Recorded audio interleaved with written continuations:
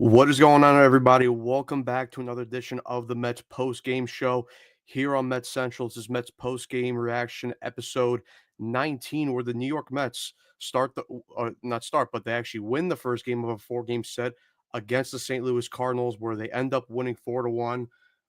And I mean, yeah, overall, pretty much the typical Mets performance that we've seen this year. But before we get into the post game wrap up, make sure you guys leave a like and subscribe on the channel.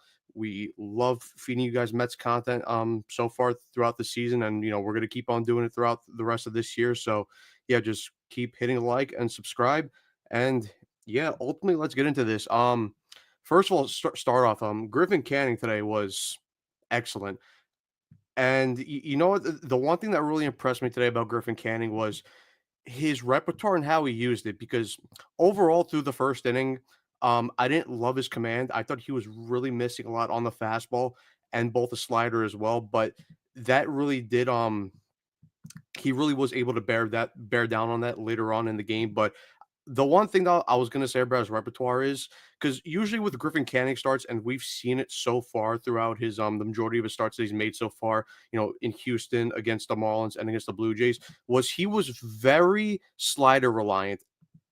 And I was going to mention too, against when he made the start against the A's in Sacramento too. But in those outings, he was very slider reliant. And today, what you noticed was that he really used the fastball a lot more.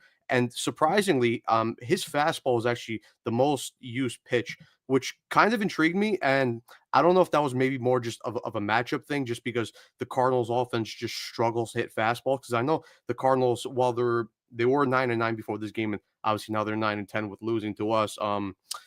Yeah, maybe it was just more that the Cardinals offense struggles hitting fastballs, but I mean, it was very encouraging to see because if you guys recall when we first signed Griffin Canning, that a big major reason why he wasn't pitching well last year with the Angels, and really why he wasn't pitching well, since he came up in the majors, was his fastball is a big problem, not getting a ton of velocity, and the fact that the shape of his fastball is not strong at all.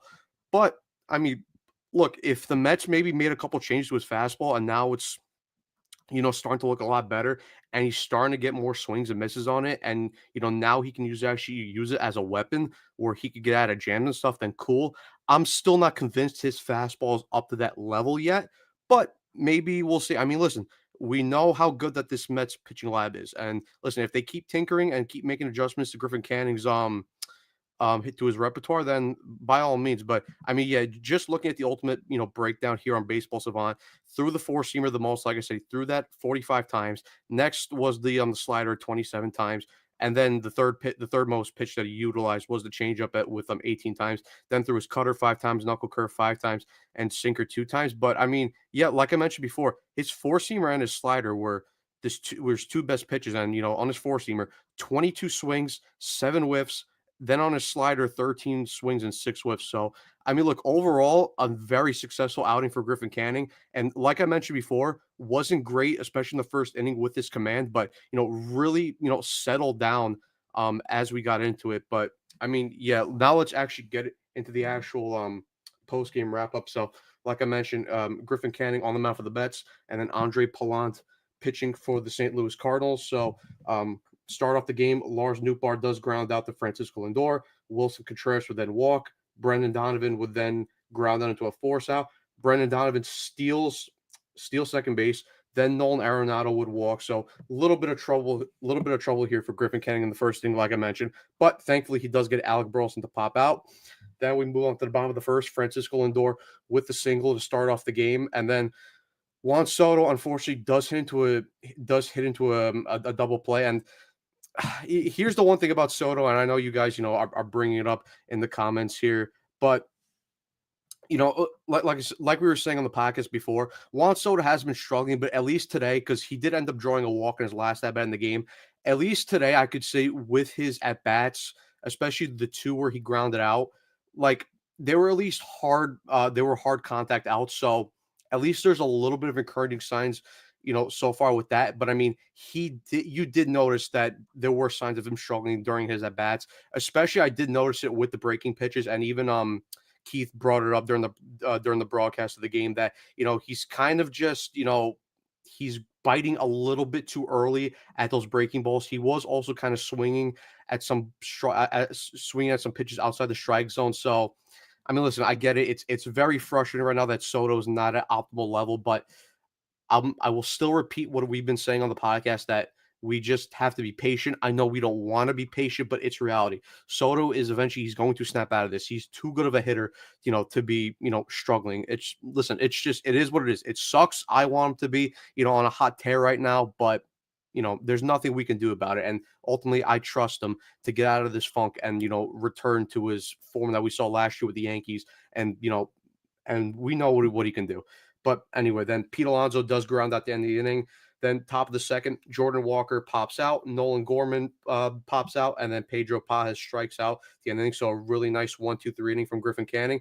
Then bottom of the second, this is something that we very like to see, and we talked about Mark Vientos on last podcast how he's starting to get better at bats. He's starting to make harder contact. Well, he comes through here and some much needed relief off the shoulder with Mark Vientos hitting a home run to put the Mets up 1-0. And like I mentioned, the Mets actually did put him in the 4 hole today. So, I mean, listen, we talked about Mark Vientos possibly moving up to the 2 hole just for him to see more pitches and maybe, it could help out a guy like Soto also get more pitches as well. But I mean, listen, him batting in the 4 hole and him batting cleanup, I don't mind it. I mean, look, if the Mets are going to start, winning games in a let's say at a prettier rate, then Mark Vientos is going to have to take the next step to what we saw last year. But good sign early on that especially today that he did hit the home run to opposite field. Then Brandon Nimmo would ground out, Starling Marte would hit a double, Luis Torrens would ground out, Brett Beatty surprisingly. Credit to Brett Beatty. Credit to Brett Beatty. He had a multi-hit game today, had a multi-hit game yesterday. Maybe is he starting to play better? I don't know. But listen, do I still believe in Brett Beatty? Not really, but I'll give him some credit. He has looked better his last 2 games. So he comes through with an RBI single. Tyrone Taylor hits a single. Francisco Lindor then, and I love this play by Francisco Lindor because it was such a heads up play. So he hits a single into right field. Brett Beatty's able to score. But then Tyrone Taylor was he was rounding third, and you saw Francisco Lindor get put into a pickle as the Cardinals quickly got the ball into the infield, and he made the heads up play to just stall the Cardinals infielders a little bit, allow Tyrone Taylor to come around and score, and then he got tagged out. But good thing because Tyrone Taylor scored first that the run stays. So a very good heads up play by Francisco Lindor there. So then we move on to the top of the third. Victor Scott starts off with a single. The Mets, then he would go to steal. The umpire called him out. Cardinals would challenge it. It was overturned, so he was safe. Lars Nootbaar would then strike out. Wilson Contreras strikes out. Then a wild pitch allows Victor Scott to move over to third base. Brendan Donovan then hits a single up the middle to drive him in. So the Cardinals make it a 4-1 game. And then Cannon gets out of that inning with a Nolan Arenado ground. That moving on to the bottom of the third, Juan Soto with an ugly strikeout. Pete Alonso then grounds out, and then Mark Vientos grounds out the end of the inning. Top of the fourth, Alec Burleson hits a single, but then Canning would bear down as he would get Jordan Walker to strike out. Nolan Gorman would strike out swinging, and then Pedro Paz would be called out on strikes as well. Bottom of the fourth, Brandon Nimmo would ground out, Starling Marte lines out, and Luis Torrens would ground out. Moving on to the top of the fifth, another 1-2-3 inning for Griffin Canning. Victor Scott would strike out. Lars Nootbaar would fly out to center field, and then Wilson Contreras would ground out the inning. And this was a weird spot for me because I thought, and like what we saw last game in Sacramento, where once Canning really got up to 90 pitches, we saw him start to hit a wall. We started seeing him, hanging pitches, and then, the Athletics hitters were starting to make hard contact. So I was kind of interested to see whether or not the Mets and Mendy would try to push Canning, but credit to him, he would come back out for the 6th inning. But before that, Brett Beatty would ground out, Tyrone Taylor grounds out, Francisco Lindor singles, and Juan Soto ground out the end of the inning. So yeah, like I mentioned before, I thought Canning was going to come out, but like I said, Mendy, they wanted to push him. I did like that decision. And I thought for me, they were going to go batter by batter. But thankfully, it was a 1-2-3 inning for Canning. So he would push through. So he would get Brendan Donovan to strike out.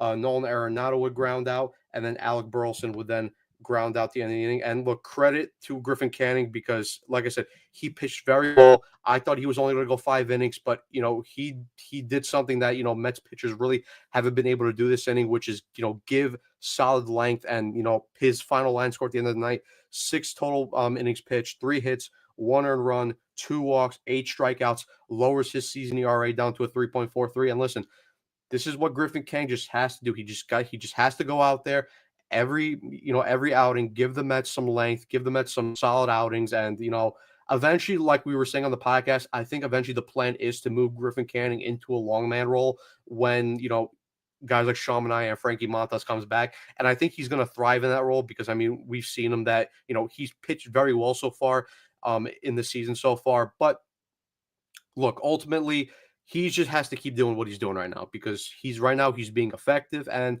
listen, we were very, very skeptical of the Griffin Canning signing when the Mets first signed him for $4.5 million. But listen, credit David Stearns because he's been a very good under the radar pickup so far for this team. But moving on to the bottom of the sixth, Pete Alonso strikes out, Mark Vientos grounds out, Brandon Nimmo flies out. Then moving on to the top of the seventh, Reed Garrett comes in to replace Griffin Canning, and Canning, I mean, no, sorry, not Canning. Reed Garrett was decent, definitely not his sharpest. He definitely did struggle that I noticed that with his put away pitch because after he gets Jordan Walker to fly out on a cutter, Nolan Gorman would give him a very long at bat, and that would end up in a walk. And then Pedro Pajes would strike out ultimately, but again, that was a very long at bat too. Thankfully, he gets Victor Scott to fly out to end the inning. So yeah, overall, Reed Garrett wasn't the sharpest, but still got the job done, and he was still overall solid. I mean, you look at the Savant page again, he went very cutter and sinker heavy. 11 cutters thrown, 10 sinkers thrown, 3 splitters, 3 sweepers, and 2 4-seamers. Got 8 swings, 2 whiffs on the cutter, and 7 swings and 1 whiff on the sinker. So overall, like I said, not the sharpest from Reed Garrett, but got the job done at the end of the day. Then moving on to the bottom of the seventh, Matt Swanson comes in to replace Andre Palan. He gets Starling Marte to ground out. Luis Torrens would fly out. Brett Beatty would then hit a double. Luis Angel Acuna would come in to pinch run for him, and then Tyrone Taylor would line out to end the inning. Moving on to the top of the eighth, Luis Angel Acuna remains in the game. AJ Minter comes in, and again, very solid outing for AJ Minter. This bullpen just continues to be really good overall. He would get Lars Newport to ground out. Wilson Contreras would fly out. Brendan Donovan would line out to end the inning. So yeah, overall, AJ Minter, I mean, we know his two main weapons, the four-seamer and the cutter. Again, very good. He only threw 9 pitches in the outing, so good to see. It was a short little outing, and it was nice, especially since he pitched yesterday. So I would imagine that he's not going to be available tomorrow. So he'll probably be available either Saturday or Sunday. But yeah, overall, again, another solid outing for AJ Minter. Then move on, bottom of the eighth, John King comes in to replace Matt Swanson. Francisco Lindor grounds out. Juan Soto then walk. Pete Alonso flies out, and Mark Vientos grounds at the end of the inning. Then top of the ninth, I was a little surprised that Diaz was going to get this inning, especially since he pitched yesterday. But I guess since there was that because we forgot to mention the podcast, but he did look a little bit better yesterday in the final outing against Minnesota, and he was a little bit shaky to start off this inning. Really couldn't locate the fastball early. Same thing with the slider. Walks Nolan Arenado. Thankfully, though, would get the next 3 out with Alec Burleson striking out, Jordan Walker striking out. Jordan Walker strikes out, and then Nolan Gorman grounds at the end of the game. So overall, like I said at the start, it's more of rinse and repeat from the Mets because they're getting good pitching once again. Like I said, Canning, 6 strong outings. And then, you have Garrett, Minter, and then Diaz comes in. They shut the door. They give you 3 shutout innings. But once again, from the offense, aside from that one inning in the second inning where they put up the 4 runs, they weren't able to generate any offense at all in those other innings. And listen, I get that they're winning games right now and they're 12-7 and they're currently first in the division, but that has got to change. Like, you cannot just rely on just getting scoring runs in one inning and then do nothing the rest of the game. Because eventually you come back, you play the better teams, and they have dangerous offenses as well. They're going to put up runs in multiple innings. And this is something that the Mets just have to stop doing. And ultimately, I don't think they'll be able to do it until the Mets can a guy like not Jeremy Hefner, but Eric Chavez, because We've complained about it. We complained about him tons on here.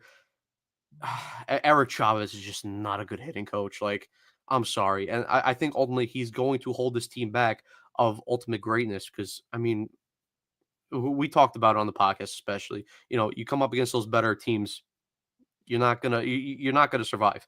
But I mean, yeah, that was the ultimate game wrap up. But yeah, before I get off here, let's go to the comments and see some what you guys are saying.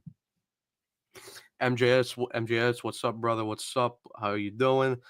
Okay, Jen, when do we think Soto's walls will end?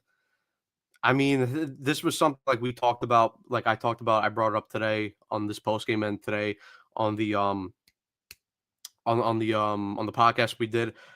I think he's going to break out of this soon. And like I said, it's very frustrating. I'm very frustrated because we all want to see Juan Soto just go up there and mash, hit home runs, hit doubles, get on base at a consistent rate. I mean, listen, the good thing is that he is still getting on base at a high rate. 40% on base rate is very good, but we just need to see him explode.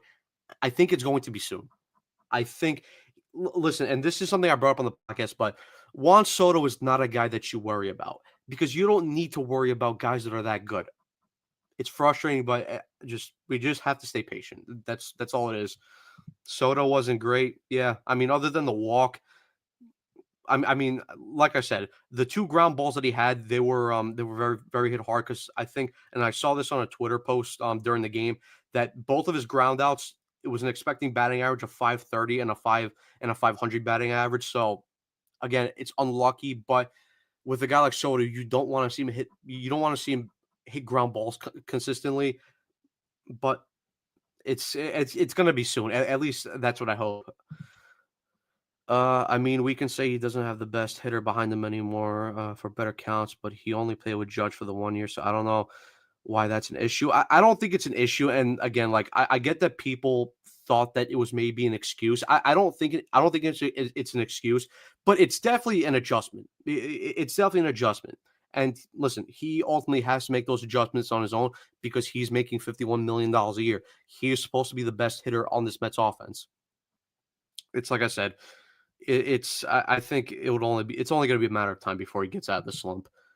Still respect Soto's. Yeah, I mean, listen, he's a great player.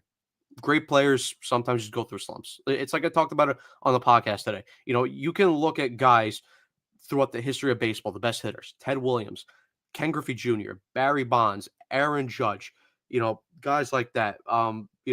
Stan Musial, Babe Ruth, Lou Gehrig, Mickey Mantle. You'll find guys that go. A-Rod. You're going to find guys that go through rough patches. It happens. It's 18 or now 19 games. He's going to break out of this.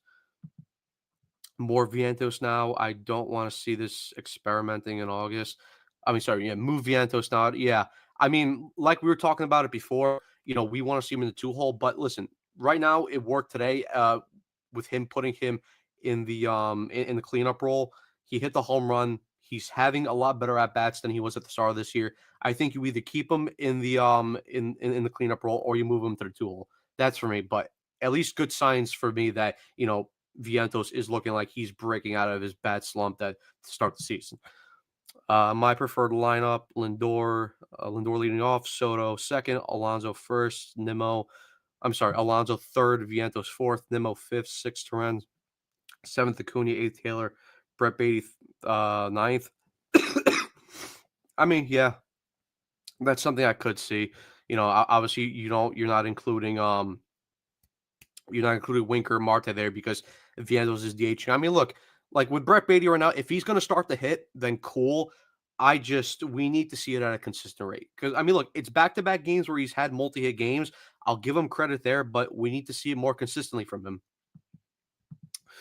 Credit to Canning Alec has been looking like a Stan Musial. Yeah.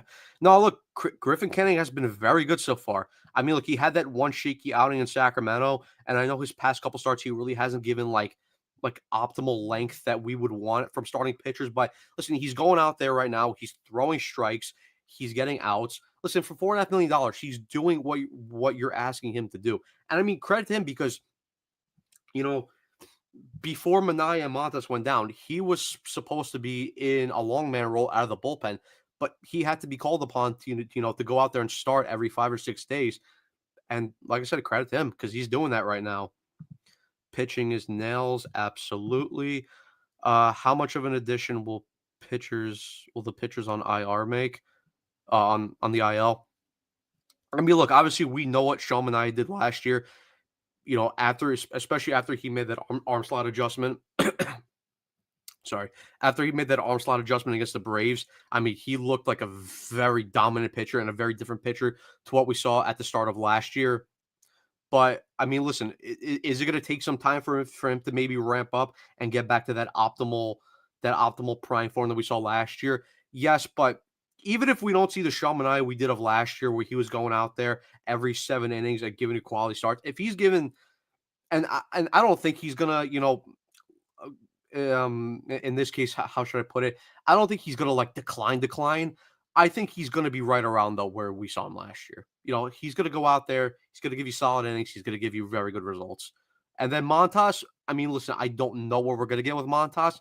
I mean, if it's going just based off the results that we've seen of other pitchers, looking like, then I'm very excited for Frankie Montas because we've seen how much better Cannings look like. We've seen how much, better, guys in this bullpen looks like Max Kranick.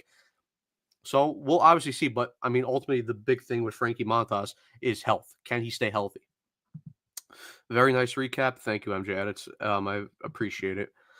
Mark, the winds of change, Vientos, Brett the Hitman, Beatty, and Luis Acuna, the Venezuelan Tasmanian Devil, Acuna are the future and more playing time altogether. I mean, look, like I said, if they're going to keep playing well, you play them. It's simple as that. If they're not, then, you can't just throw them out there consistently because at the end of the day, you shouldn't be hurting the team just to get younger guys playing time, especially when this team is supposed to be, challenging for a World Series. But listen, if they're going to keep playing well, you keep playing them. I think bar Acuna's defensive mistakes, he's great to have. I'll have his speed over Brett Beatty. Yeah, I think Acuna is the better overall talent over Brett Beatty. I mean, we even saw it. I mean, like for example, we saw it last year. Towards the end of the year when Lindor went down with his back injury, and it was him and Iglesias playing up the middle defensively. I mean, listen, Acuna, he goes up there. He's not his brother. It's obvious he's not Ronald Acuna Jr. But if he's going to be a solid depth piece for this team, then listen, by all means, I'll take that because at the end of the day, he's still a decent bat. He does make decent contact. As you mentioned, like defensively, he does make some mistakes, but overall, I do like his glove a lot. And again, with the speed, Luis Acuna is going to be a guy that gets on base, and he's always going to be a base stealing threat. So he's very what's it called? He's very valuable to have around. What's up with Nimmo? Yeah, this is something that we talked about on the podcast today. Just he seems lost right now. And I think part of it is, just he's been way too aggressive at the plate. And listen, there's nothing wrong with being aggressive, but because we even talked about it and saw it last game in that last series against Minnesota, where he swung first pitch every single at bat. And I think for a guy like Brandon Nimmo, because we've seen it in the past, the best version of Brandon Nimmo is when he's up there. He's taking pitches. He's making the opposing pitchers work. He's fouling pitches off. That's the best version of Brandon Nimmo when he's making the opposing pitcher work. But right now, it just seems like, and again, part of this is the problem with Eric Chavez with a lack of a plate approach. It just seems like you said, he's lost and he's going up there just swinging first pitch because part of it's because he has no confidence up at the plate. Listen, I hope he turns it around soon, but he's definitely one of the players I'm a bit concerned with right now because we do need Brandon Nimmo. He's a big piece of this offense. Hire JD Martinez as the Mets hitting coach. Hey, listen, I know he's washed probably in terms of being a player, but I mean, we saw it last year. I mean, look how many times JD Martinez was there in the dugout or off to the side with players, looking at the iPad, coaching them and basically telling about which adjustments they should make on their next ABs. I mean, listen, I think probably JD Martinez still wants to play, so I don't think he's looking for a hitting coach role right now. But I mean, hey, can't hurt to ask, I guess. And yeah, Eric Chavez, the great Eric Chavez. Whatever happens, happens, guys. Just remember that motto. Soto will wake up. Completely agree.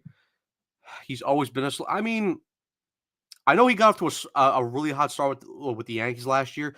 I haven't seen his numbers in the past, or I don't remember his numbers in the past. Obviously, with I mean the Padres, he had a rough year in 2023 overall.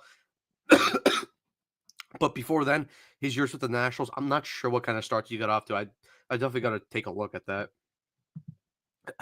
People need to realize people can't hit 5 homes in the yeah. I mean, yeah, listen. But I mean, listen, we can also be fair that overall his at bats haven't been great. It's not the same Juan Soto that we've seen, and we need better from him. But like I said, he's going to break out of this. It's a matter of time. I like Vientos as the 4. I don't want to see Marte again at 4. Completely agree. Completely. And I know Marte got the double today, but Marte's done. He's done as a very effective player. I mean, listen, if he's going to, get the occasional hit here and there, I guess fine. But I mean, again, it's $20 million. Like, I think we're just wasting money here on stalling Marte. But once again, thank you to the great Billy Epler for giving us a bad contract and basically giving us $20 million in dead weight.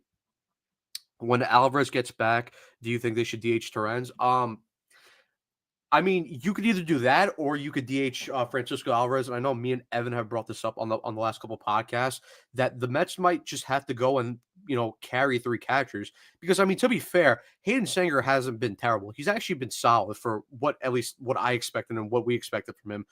And I think Torrens right now, you would want to keep him behind the dish because we love his arm and his ability to throw out opposing runners. I mean, I know he got the call overturned today, but it seems like every time an opposing base runner goes steal a base, Torrens is always a threat to pick him off. So listen, I mean, obviously you do want to get Alvarez games behind the plate, but it wouldn't be the worst option to keep 3 catchers, have Luis Torrens catch, have him behind the plate, and then have, Francisco Alvarez just worry about the offense. But like I said, they probably would split time, but listen, it's not a bad idea. And I think that's something that, Stearns and Mendoza that they should consider heavily. Do not throw in youngsters if your team is not hitting and they're not hurting your team while trying 2 young players. It's not worth it. You don't want to hurt. Yeah, that's another thing. It's all about not ruining it's all about balance at the end of the day. Just you want to throw them into a situation where they don't have too much pressure on themselves because ultimately, like we talk about like the top players thrive under pressure, but with young players, you kind of do want to ease them in a little bit. You just don't want to throw them into a max pressure cooker situation because that's when you see guys tend to struggle, lose confidence. So yeah, I mean, look, it is what it is. Like I said, if they're going to keep performing, playing them, but if they're not, then obviously, play them sporadically and put them in the best situations when you can. I saw a stat before going to this game. He swings at the first pitch 44. Yeah, yeah, and I mean, and we all see it when we're watching the games, like how much more aggressive that Nimmo has been this year. But again, like just because you're aggressive, it doesn't mean you're always going to catch out pitchers. It could very much hurt you. And like I brought up before, we know when Brandon Nimmo's at his best, when he's working counts, he's making the opposing pitcher work. Right now, he's just not doing that, and he needs to get back to that. Nimmo needs to chill at the plate. He seems, yeah, like I said, he has no confidence right now, and that's why you're seeing him going up there and just swinging at first pitches because he has no confidence right now, to work counts and make the opposing pitcher work. He just, he goes up there, has no confidence, and he's just swinging and just trying to randomly guess. But I mean, I guess that perfectly matches with whatever happens. The Eric Chavez way. I realized my grammar was bad on that youngster. Oh, it's okay. It happens. It happens. We all mess up fucking YouTube comments. It is what it is. No problem. Acuna needs more playing time over Brett Beatty. Yes. Yeah, he definitely does. Acuna, like I mentioned, he's the better player. Yeah, Nimmo's at his best. He's a very underrated piece to have. He works, counts, plays okay. Yeah, I mean, he's a solid left fielder. He's not a Gold Glover, but he's gonna go out there in left field and he plays reliable defense. It's just right now he's lost at the plate. Vientos needs to be at the 2 spot. I mean, yeah, that's something me and Evan like I mentioned before we talked about. I think if you put Vientos in the 2 hole, I think that's gonna allow him to see more pitches because you have a guy like Juan Soto behind him, and I think also if you have a Lindor and you have Vientos getting on base at a consistent rate, I think that's going to allow a guy like Juan Soto to also get more hittable pitches, which could get him out of his funk right now.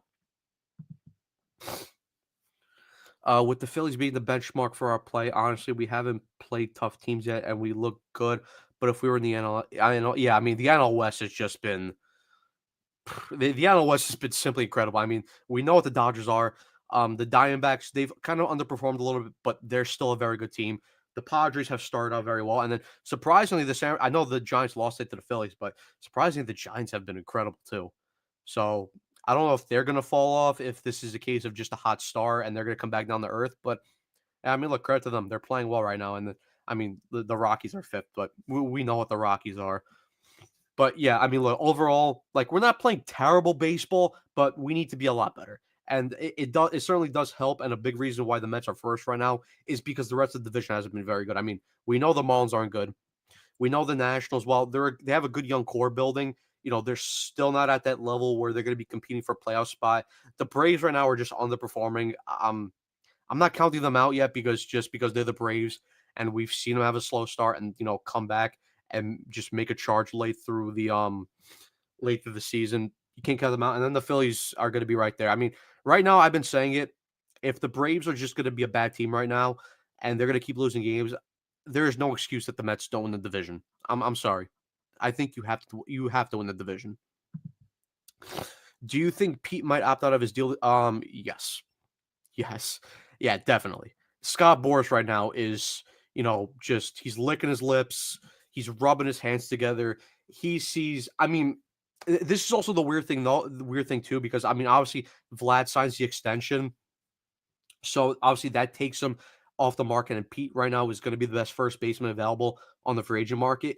Again, though, it just determines on what type of market he's going to get. Because if teams aren't rushing out there to give him a big time deal, then again, like he's going to be sitting there for a long time. But I mean, if a team jumps out there and is willing to give him like a long term contract, big money, then obviously he's going to take it. I mean, listen, it's still early. We're only halfway through April, so there's plenty of baseball left to go. So Pete could obviously cool down and it could hurt his numbers. But I mean, listen, I'm glad that he's playing this way right now. Keep on playing it. And listen, right now he's going to opt out. We'll cross that bridge when we get there in the offseason. I wonder what money Pete will be getting. I mean, yeah, like I said, it determines on the rest of the market. And it also determines on what other teams are willing to give him. So we'll see. Pete has been underrated. Yeah, yeah. I mean, yeah, that's another big credit to him. Pete's been very good defensively. A lot of the times, like we've seen in the past couple years, that when he gets a ground ball hit to him and he has to make that flip play over to the pitcher covering first base, he usually does struggles with those plays. But so far, he's been very good so far. He's made a couple of good scoops at first base also. So listen, like I said, credit to Pete. He's been the best player for the Mets this year so far. Need to be better facing teams like Dodgers, etc. Score runs, not just one inning, but multiple innings. Can't hang on. Yeah, yeah. And we talked about it on the podcast today, and I brought it up during the post game. Yeah, you have to be able to score multiple innings a game. Can't just be one inning. It can't, because you're going to lose to those better teams. What's with Winker not play over Marte? I don't know. I don't know. I mean, I prefer Winker over Marte. I talked about it today on the podcast. I don't know. Maybe matchups, maybe analytics, numbers. I don't know. But all I know is Jesse Winker is the better player over Starling Marte. But, ultimately, I don't make those decisions. That's up to Carlos Mendoza and David Stearns. The pitching staff is so good, and they're doing it with Almanaya Montas. I mean, yeah. I mean, that's the crazy thing.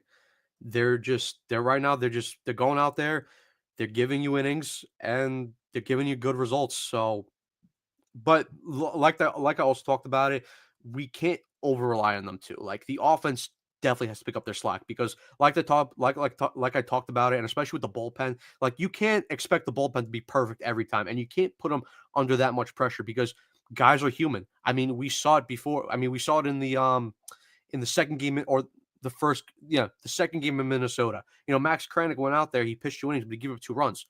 Listen, Kranick at the end of the day, like he's been good so far, but he's human. He's going to give up runs. It happens. But this is why, again, the offense needs to pick up the slack. And Nunez, yeah, Nunez is going to come back and he's going to be another big time weapon. You think Jeff McNeil would have a significant impact on the offense? I don't know.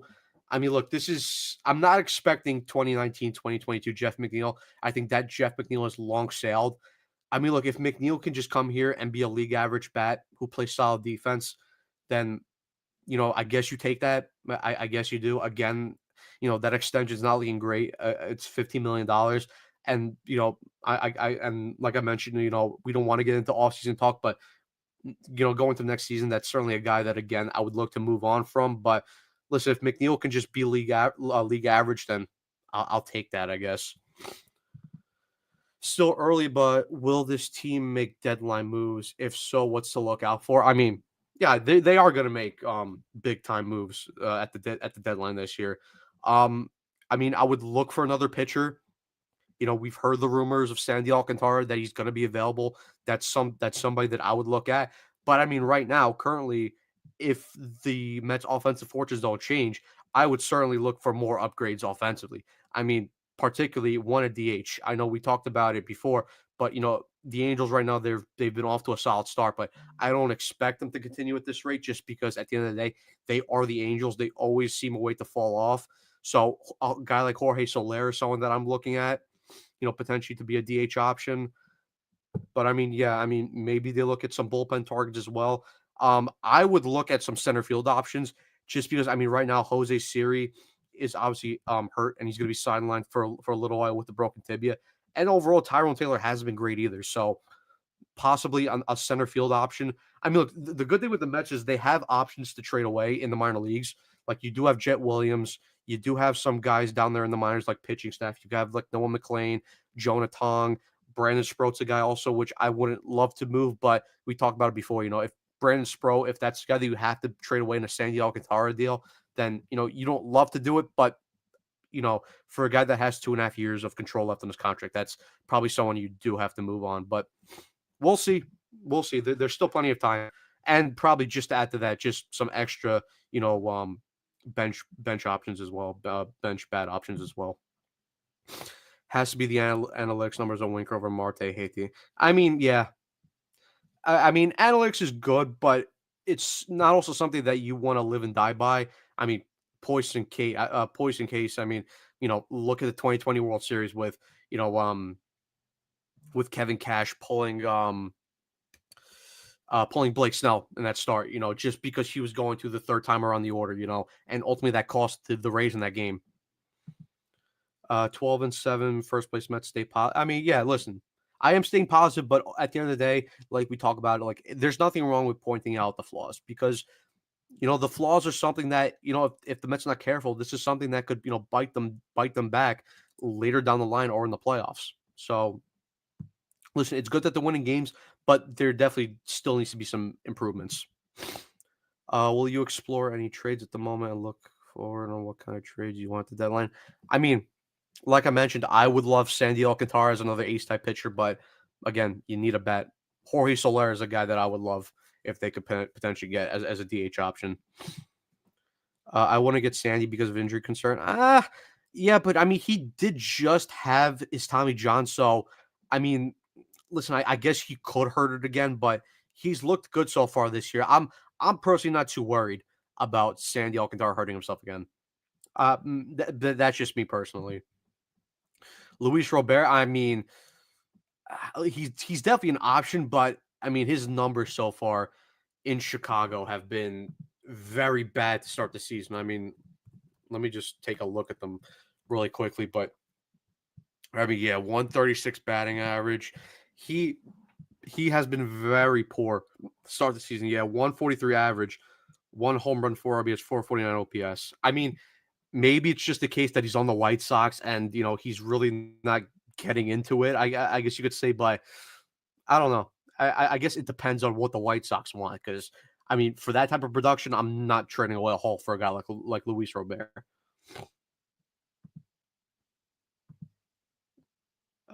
We could have got Randy or Jazz last season. Those trade packages for those outfielders were weak. I mean, yeah, but it's also the case. I do get it from Stern's standpoint where you know we didn't know the team was going to make that deep of a run in the NLCS, and I guess he just wanted a conservative buy. I mean, listen, at the end of the day, it worked because the Mets were able to make a deep run, but it certainly would have helped if the Mets had a guy like Randy or Jazz in that lineup. Maybe it doesn't necessarily get them over the hump against the Dodgers because overall, the bullpen was just starting to really break apart in the NLCS, and they give up a ton of walks. But maybe it's a closer series, and at that point, you don't know. I won Yohan Durant from the. I mean, yeah, Durant's just nasty. I mean, Durant is just disgusting. I mean, when you're throwing 98, 99-mile-an-hour splitters, I mean that says something. But the Twins are probably gonna want a haul for him. Hoping Vientos can improve from last year. I'd hate to have. Yeah, I don't think it's a fluke. I don't think last year was a fluke. I think it's just sorry, not opposing teams and opposing pitchers made adjustments to him, and now he's got to make those adjustments. And like I said, he's been better at the plate lately. So hopefully, hopefully he makes those adjustments. And now with the home run, especially today, hopefully now he takes off. Well, it is Chicago. Yeah, Chicago turns anyway. Yeah, yeah. The White Sox are just a mess, but. Anyway, guys, that's going to be it for the post-game show. A bit of a longer post-game show, but listen, it's always great to interact with you guys on the comments here in the post-game show. But yeah, anyway, that's going to be it.